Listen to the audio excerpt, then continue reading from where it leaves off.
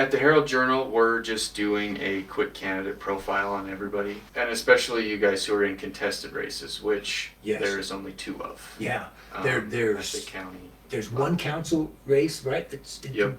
And there's myself and Bryson Bain for the clerkship, Yeah. right? So, like I said, I'm a little bit familiar with kind of your platform and some things that you're trying to do, but let's just start with the very basic. Why are you running, and what are some of the changes that you would like to make? Maybe some good things you want to continue as well. Yeah. Let's start with good things I want to continue. I intimated the other night when we had, I guess it was more than a night ago, but the clerk is in charge of more than just elections. He has several responsibilities, but they all, if you want to generalize in a big way, they all center around the clerk being a repository of truth, of important truths, and that could be records of the proceedings of the county council, that could be records of marriages that were witnessed in the clerk's office, or he keeps a record because he has evidence, that this took place. It's a repository of getting truth from citizens. It's called a grammar request. When a citizen wants to know what his public servant in Utah at any level is doing, it's similar, analogous to a FOIA request at the federal level. Unfortunately, it can also be analogous in a bad way. If you know anything about FOIA requests, before you were born, there was a Freedom of Information Act passed in the 70s by Congress. And one of the things it requires is that when citizens want to know what information some government agency has or has about them and what that government agency has been doing, the person submits a FOIA request.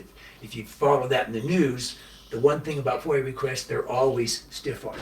Doesn't matter what agency, they're always stiff-armed. And if it weren't for groups like, say, Judicial Watch suing, nothing would ever be forthcoming. That can also happen in the state level, just because human nature is such that we don't like scrutiny. But what we have to accept is if we're public servants, the Republic demands scrutiny. The Republican government demands that citizens supervise the activities of their servants. So that's very important. And from what I can tell, with one important exception, Bryson Bain has been really good on that. He's been very good on keeping records and making them publicly accessible of the activities of the county council and keeping them readily accessible. The one exception I would complain about, and it goes to elections, you're probably aware that the current governor and current lieutenant governor are running to be their own replacements. And there's a lot of controversy how they got on the ballot, and it's several aspects. One is having to do with what we popularly call SB 54, but it's part of our election statute now, that can force primaries on political parties. And anyway, that's a problem. But another problem that goes to the clerkship, more directly apropos to the clerkship, they're both apropos, but is that the governor's challenger, Phil Lyman, sued him on 2 counts, and one of the suits, one was in the Supreme Court of Utah, one was in an appellate court, a lower appellate court. That suit had to do with how are you on the ballot, because can we see the signatures that got you the petitions? And the answer was no. And the statutory backup to that answer is, well, our statute actually makes 2 classes of Utah voters semi-anonymous. In other words, all of their identifying information, who they are, what their signature is, where they live, is not available to their fellow citizens. You see the problem with that. You can't run a republic if well, you can't do it if you don't vote in a very small precinct, period, because it's impractical beyond a small precinct. But even theoretically, if a large portion of the voters are not knowable to the others, it's impossible to mutually supervise or superintend this process. And so there was the suit, and I don't know where the suit is at this time. I think I know, and don't quote me, that it has yet to reach the merits. that the court dismiss it on, it's not ripe yet, you haven't pursued all of your easier avenues yet, and therefore it's not ripe for hearing. But don't quote me because I may have garbled that, but that's my understanding. And I've made, because I am a candidate for county clerk, I considered it my duty to know a little bit more and be able to speak more intelligently. So I've reached out to Lyman's candidacy several times trying to get, can I see your basic filings so I can see how you're arguing here? Unfortunately, I've been unsuccessful. But if I were acting clerk, I would be really insistent, because every clerk has a duty if citizens come into his office and say, well, I have a grammar request, I want to see those signatures, and I have an interest and I have a right to know that too. And first impression, you sympathize with that. So let's look at the statute, and well, you do have some hang-ups here, because the statute says we can have some anonymity here for 40% of the voters. Well, then you're going to have to bump it up to the Constitution. Is there anything in the Constitution of Utah that says that part of the statute is itself unlawful? That's the kind of things that a clerk on his or her ball, would take a serious look at. And my one complaint with Bryson Bain in this regard is he doesn't appear, and please, Bryson, correct me if I'm wrong at all. I don't want to misspeak and speak ill unjustly. He seemed to be very content to let sleeping dogs lie on that. And the lieutenant governor sent out a letter to all the county clerks telling them to do just that. And to my reading of the letter, she went down kind of a disingenuous red herring route. She referred to a previous court case where the judge protected voter information in a way that is not at all analogous to this. So she was a little disingenuous, and maybe all the county clerks in the state, I don't know, are just kind of, okay, if so, I think they're delinquent in their duty if they don't at least take out the statute and look at it carefully, take out the grammar statute and look at it carefully, and make a conscious decision. Am I following the law? The statute requires the county clerk, with elections, not with grammar requests, but with elections, to follow the Constitution, the statute, and the policy and rules of the lieutenant governor. Well, that's a hierarchy.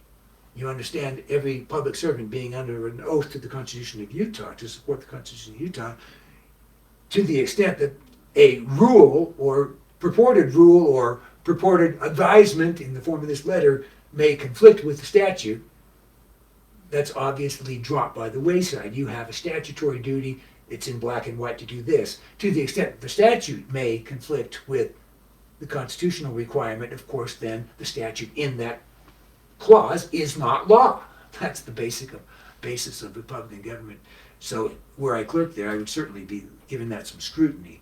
But I have to say up front, I can't speak authoritatively as I'd like to, but I have made diligent effort to get the filings of the challenger in that case, to see his filings and read his argument and compare it with the law and come up with an opinion, because it is the duty of all officers to act within the law, and they can't do that until they know what the law is. You read Marbury versus Madison. That's the fundamental argument of the court, was we can't see that we do the law until we know what the law is. It is how did Marshall say it? It is preeminently the duty of the court to say what the law is. Well, it's also in the same way and for the same reason, mutatis mutandi, of any officer, legislative, judicial, or executive, to obey the law, which requires first ascertaining what the law is. That was a long-winded answer. That's okay. But anyway, but on the elections, that's the big thing that drives me, as you can tell. But it's not the only thing that drives me. We have a statute. You probably saw me make this object lesson at right now we have a 743 page monstrosity. And if you say it can't be done, I argue with you, because I show 3 instances in our history where we had very sound, absolutely understandable by everybody. I defy anyone to say he can even understand this, and carry it around in his head. As a citizen, from day to day, along with his shopping list and everything else he does from day to day. But this is proof positive from our history that, yeah, you can write a clear, honest, absolutely ironclad election law in a few pages.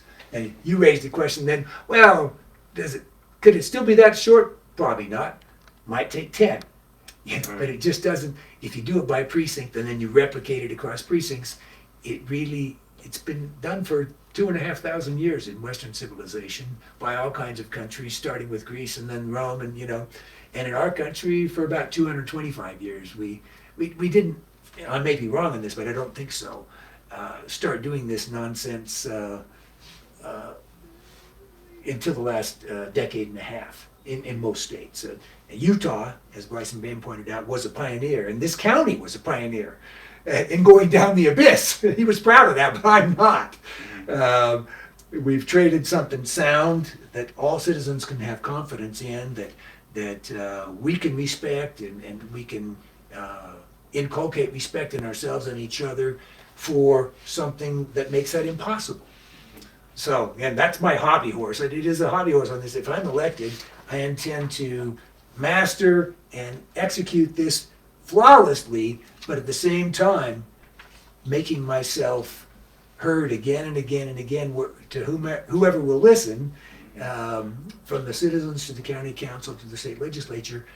This is unacceptable. We can't go on like this, especially now.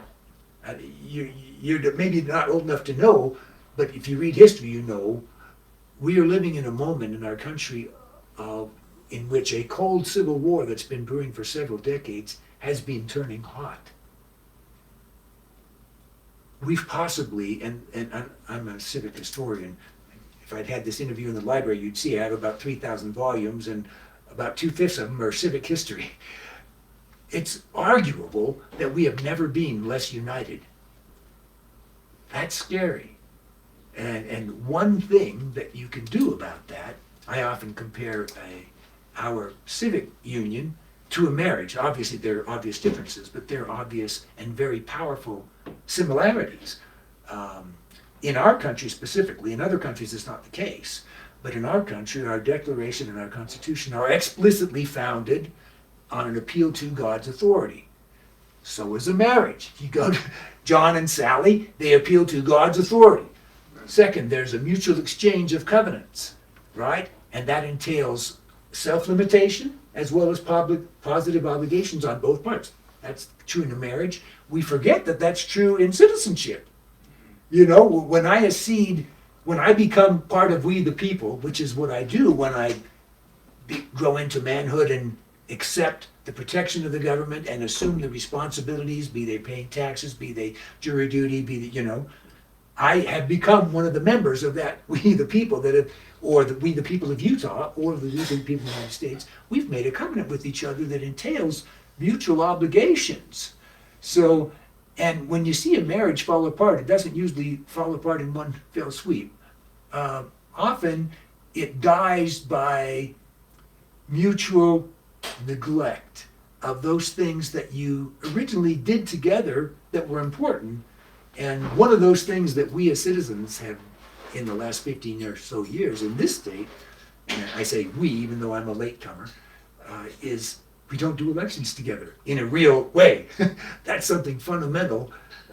Pretty soon you're inhabiting space together, but you're no longer a marriage, or in this case, you're no longer a republic. And it happened gradually by mutual neglect of your obligations to each other. And so the answer, and it's only a small part of the answer, is, well, let's exercise some civic repentance in one important way. There's a whole lot of other ways I could talk all day about that where we're letting each other down as citizens, but certainly we're letting each other down in this fundamentally important thing. And so use that analogy of a marriage. Let's not go to counseling together. Let's just start repenting. I can't control what he does, but I can control maybe my precinct, and we can together start to do better. That's the argument I intend to make, hopefully persuasively. If it falls on deaf ears, then I'll be a failure, but I'll die trying. Yeah, that's an impressive memory to remember a question that someone asked you that was about a month ago that we were at that voters forum, and I think how you talk about this marriage, I think in some ways it seems like you're trying to draw this analogy even to just the code and the statutes that we have now as kind of, it's not that you think it's fallen apart because of one of them, but it's a conglomeration of everything. You mentioned we're letting each other down in so many ways. And you mentioned that you think a lot of instances in there are parties kind of trying to get it over on each other. That's what I see when I read it. I may be wrong, but that's what I see. And did you look at my website? I wrote a kind of a lengthy little article where I said, I use that analogy with marriage, and I say marriage is something you do not to each other, but with each other. And citizenship should be something you do with each other, not to each other. And when I read this, again, I may be wrong, but I think I see evidence of parties doing to each other instead of public servants representing citizens doing what they ought to do with each other, which, again, we're capable of doing theoretically because we have done it before. So, yeah, that's when I don't know what I mentioned to you, but my passion is American civics. And for the last 15 years or so, maybe the last 20 years, since, 2009 is when I really started doing it. I can't do the math here. I started lecturing on civics around the country. And I often compare our civic covenant, be it that of the United States or that of our given state, to a marriage, because the analogy is so fruitful. Certain things you have to do. And if you're not doing them, and again, the two kinds, there's positive obligations. I got to pay taxes. I got to do jury duty. But there's also self-limitation. I can't be judge and jury in my own cause. And like I said, I thought someone stealing my sign. I guess I could have went out and grabbed her. But when you govern yourselves together, you're no longer judge, jury, and executioner. There's self-limitation. What about self-limitation of showing respect for each other and not? Sometimes we abuse each other too easily. So that's a failure in the self-limitation category. It's easy to do when we get mad, but does that help? No. I don't know. Sometimes I fear for how far we've gone into dissolution. You can make the case that we've never been less united than we are today. And you can make a case against that, but you can make a strong case. And if it's right, well, that's frightful. So, besides your love for civics and some of these lectures that you've been doing since, what year did you say? I started doing it in a big way in 2009. Yeah, I've always been a civics nut, but I'm the only one you'll probably ever meet who's memorized the Declaration and the Constitution and all the amendments. But whenever I lecture, I challenge my audience to do just that. Right. And I also know, correct me if I'm wrong, but I think you were in the Navy, correct? For 30 years. So my next 30 question. 30 years and a month. My next question was, what do you think qualifies you to be the county's clerk? How do all of your experience, all of your experiences as a whole? Primarily attention to detail and leadership. I was enlisted for a while. I'm what they call a Mustang. So I was enlisted for a while. Then I completed my college degree and got selected for Officer Candidate School and ultimately earned a commission. But from the first day of boot camp, they stress attention to detail. And even before I became an officer, the Navy is structured such that you're challenged to assume leadership. And what I think I've learned in leadership are some valuable things about running an organization and running a task through an organization. An officer doesn't do the task so much as master and improve the process and direct those who are doing it and motivate those to do it better than they might otherwise. And leadership, I think, and everyone has his own style or her own style, but leadership, in my view, has a lot to do with instilling or communicating a common sense of, this is our task, this is what we're signed up to do. Let's talk about how we all see it, but this is what we've agreed to do. How can we do it better? And it's an inspiration, motivation. I'm not so much a pusher as a leader. I mean, there are different types of leaders, and I'm more of a puller than a pusher. I suppose, more carrot than stick, and more persuasion. Again, everyone has his own style, but I think I've been what's called an officer in charge. I've been what's called an executive officer. That's the right-hand man of a command. And I've been a commanding officer. It means you're in charge of this command and everything it does. Mm-hmm. And I've had some senior staff positions where I kind of help admirals arrive at their decisions. So I think I have the experience, the bona fides there of having acquired some leadership ability. And so that's probably the greatest thing I bring from the Navy is the leadership ability and sort of the attention to detail, realizing that we have certain things we have to get right. Mm-hmm. Let's shift gears a little bit to you talk a lot about some of these things and how you feel like where you're kind of failing each other as citizens. Yeah. I wanted to ask you about how does it feel to be running in a race that's contested not only, but more specifically, one of only two, like we talked about earlier, and do you feel like that's a way that we're maybe failing each other as I think so, and that we don't have more people standing up, and that gets also to the question of partisan politics. I feel deeply, and it's not just my opinion that I picked up off the ground. It comes to me, it's a considered opinion that comes from years, literally decades of reading civic history, our own and our larger Western civic history, but particularly our own and the English out of which it grew.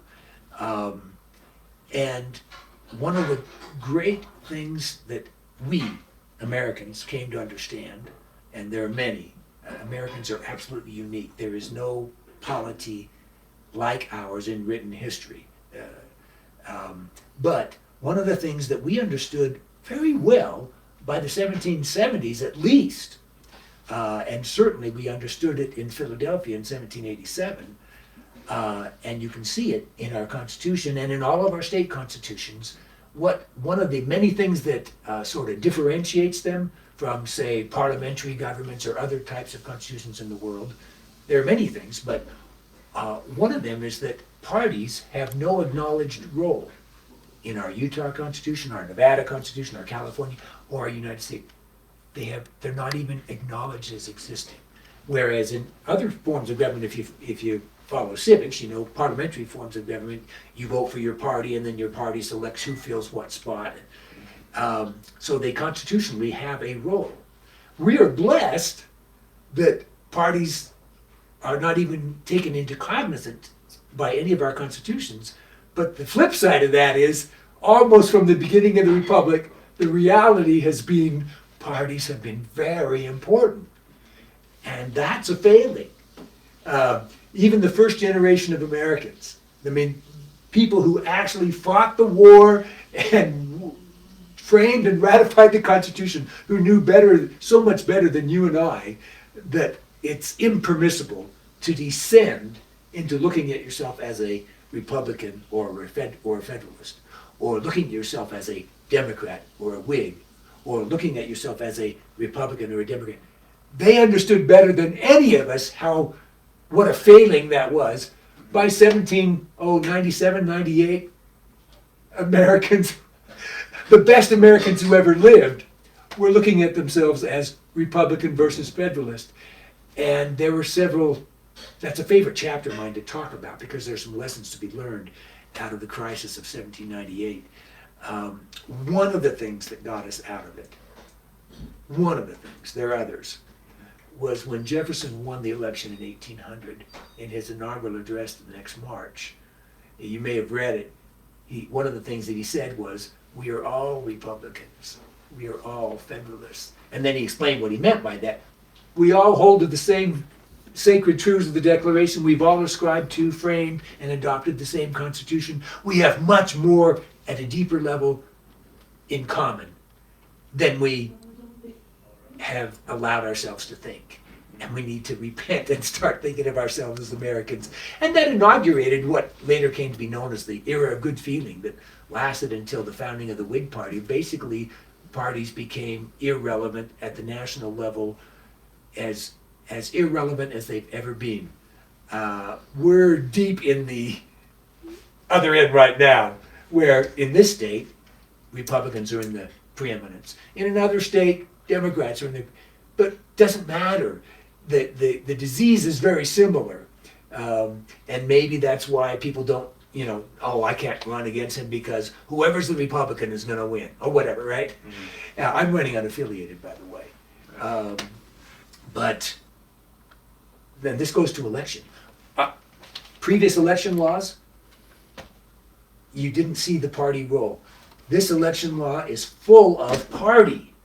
In fact, that whole SB 54 thing is an unlawful, meaning because it's unconstitutional, violates the Constitution of Utah and of the United States, attempt to impose on a party how it will conduct its affairs. Well, a party is nothing but a private organization. The right of free association means you associate according to the bylaws that you agree on. Okay, but the flip side of that, and the Republicans sued before I was in the state, but I've gotten briefed on that, how that happened, sued against that and never got to the merits. The Constitution Party of Utah sued and got to the merits and won. And so that's one party that doesn't have primaries foisted on it against its will. But the flip side of that is if parties wish to, and I think they should, assert their utter independence from any state legislation. Utter. The flip side of that is they have to forego listing candidates by party on the ballot. There's a yin and a yang, right? What's good for the goose is good for the gander. So I would love to see us, as we clean up our election law, simply make it comport with what our Constitution does, and our Constitution of the United States wonderfully, gloriously, simply ignore the existence of parties. So every office should be a nonpartisan office. You're elected as Joe Johnson, Sally Struthers, whatever, and you make your case. If your party wants to beat the band for you, God bless them, but they're going to have to persuade their fellow citizens as citizens, that you truly are more qualified and more worthy of that trust than somebody else. Not because you have a blue or a red or a donkey or an elephant or, we know better. Americans know better, at least we used to. So that's one of many things that I would want us to improve, is just excise all mention of parties, period. But that's only the beginning. This is so much garbage in here that just needs to be excised. But it's important. So what is it like just being a candidate in general? Like you said, where you were in the Navy, I forget the name of the... I mentioned that. The Hatch Act. The Hatch Act, yes. It's a U.S. law. It's a U.S. statute that forbids, makes it unlawful for someone while still in uniform to be engaged in partisan politics or getting himself, and I think it's a very sound law. But since I retired, I intended from the get-go, I'm going to do my civic part in a different way now. I'm going to be a gentleman farmer and a grandpa, and I'm going to, and so here I'm doing this. I have to say, it's been quite an education.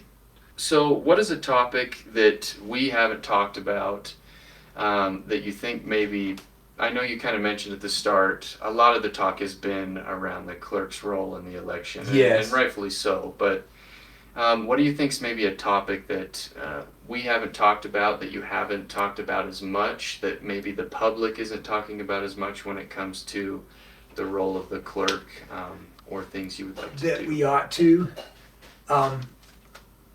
I put some of this on my website. The clerk is an enabler. That's really what he is. It's not a very sexy job. He or she is an executive officer only in the narrow sense that he executes the laws, but the laws that he executes are mostly administering election or helping people get access to what they as citizens need to know so that they can supervise what their public servants are doing, or keeping records of what we do as a government so that we can refer to them later.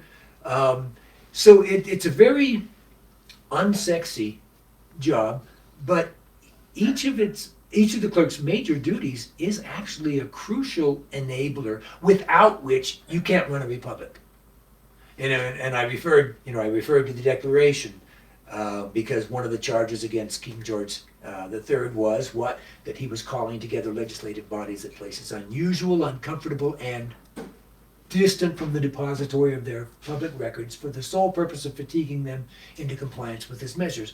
If Bryson or whoever's clerk doesn't do a good job of keeping the records of what this county does there, how can the county council and others refer to them? You're like what Americans are becoming today. We're becoming, what's that fish in that movie that forgets every 12 seconds? Oh, Nemo. I was going to say tunnel vision, but Dory. Yeah. Dory is the one that forgets. We as citizens are becoming that way. But if we have good clerks, we don't have to. We can refer to the record to remind ourselves what we decided the last time we brought this up and why, so we don't have to, Dory, so we don't have to keep doing the 12-second loop. As a nation, we become a nation of 12 or 2-week loop children, and that's intolerable. And but one thing that enables against that is a faithful clerk, keeping records so that they can be had reference to immediately. Oh yeah. Okay, we decided this, and this is why we decided that. Okay, now let's move on. So you're not doing that 12-second loop again and again, as we often do anyway, because we don't care to look. But at least, the clerk enables you by keeping those records, and that's, again, it's not sexy, but it's absolutely necessary. And the grammar thing is absolutely necessary. I referred to then Secretary of State Hillary Clinton, because that made a big thing in our history. Here you have a high public servant who, from the get-go, deliberately, with malice aforethought, kept all the records private, And by the way, if you're in the government, from an employee up to a cabinet secretary, you're required every year to read the law and know that you have a responsibility to preserve records so that the public can scrutinize you. But nobody wants to be scrutinized. It's human nature. But that's what grammar requests are for. That's what the clerk is.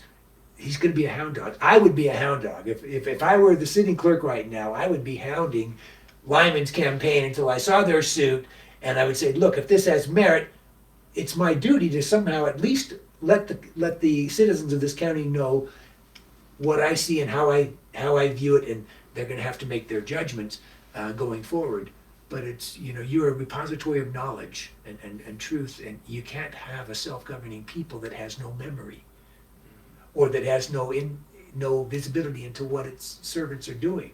Then you're Dories. I'm glad you brought. I'm going to use that. I'm going to use that as a metaphor. You can't run self-government on a 12-second loop. Right. Yeah, you got to have faithful records. And I know some of this. Moving on, some of this stuff on your website, like things about you. I know it's a very basic question to ask. Well, just tell me a little bit about yourself. But I think it can bring forward some good stuff. So. Sure. Tell me a little bit about yourself outside of outside all of the this campaigning, things you like to do, things you enjoy. Yeah, tell you what I love. Being a grandparent, things like that. I'm deeply Christian. I'm deeply married. I'm a widower, by the way. But I'm twice over, deeply. I have a second wife and a second family. I'm a father of 8. I'm a natural father of 1, an adopted father of 1, and a stepfather to 3 boys and 3 girls. Sounds like my family. I'm into family. You're like that too? Yep, very mixed family. Yeah, I that was my dream since I was quite young. My first wife and I dreamed of having 8 children, 4 boys and 4 girls. And she had a brain tumor early on that put her in menopause, and we had 1 child, 1 son. And that was the most difficult thing that either of us has ever been through, including dying. If you ask my wife today, she would say, harder than dying was having only 1 child. He was a wonderful child. He was marvelous. He was everything you could have dreamed of, but we wanted more. So with my second wife, I miraculously got 3 more boys and 4 more girls. So God had a real hand in that, has had a hand, and there's been a lot of lessons. I found out I wasn't nearly as good at it as I thought I'd be. I'm certainly devoted to it, but I wouldn't call myself an expert. I'm passionate about music. I know you know I'm passionate about American civics. I'm the first American in my family, and that's partially why I'm so crazy about American civics. I'm crazy about music. I couldn't live without music. I sing, not as well as I used to, and I listen to music all the time. I'm a Beethoven fanatic. There's a lot of other music I like, but to me, Beethoven is the king of all music. I like to farm. I dreamed for years, and my wife dreamed of years, for years of having a tiny farm. This is what you're sitting on the Gillie tiny farm. It's 1 acre, but you would be amazed if I gave you a tour how much we grow.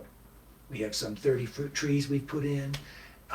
We have bees, we have meat chickens and egg chickens, and we have tropicals. We have a 2-story atrium. So outdoors right now are oranges and kumquats and lemons and limes and bananas, but they will come indoors to this atrium when it gets cold. And we have about 30 crops. Wow. Beans and various kinds and vegetables and melons and squashes, and I love that. It was a dream for many years to learn how to make food. Mm-hmm. Learn how to cooperate with God, to get an idea of how He does it. It's awe-inspiring, because I relatively speaking suck at it. I've been doing it for 4 years now, and I get a little better every year, and my wife gets better every year. She's the brains, and I'm more the brawn of the outfit. We get better at it. But we suck when we consider that God is like throwing universes around and maintaining them just right so that there's a world here that can sustain life. And I can't keep a few chickens and a few bees, and so it's very humbling, but Can't keep the grasshoppers off the tomatoes. Yes, it's very humbling, but it's also deeply rewarding. Deeply rewarding. What else do I like? I like athletics. I'm pretty athletic. I hope you think I'm younger than I am, because I think I look younger than I am. And I love to, do things with my body, and I love the mountains. Good deal. So, Good deal.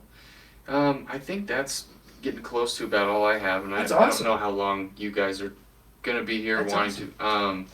So with that, I'll just ask: is there anything you feel like I've skipped over? Anything else No, important no, that I think you'd it was like great. to add? I think if people just remember the real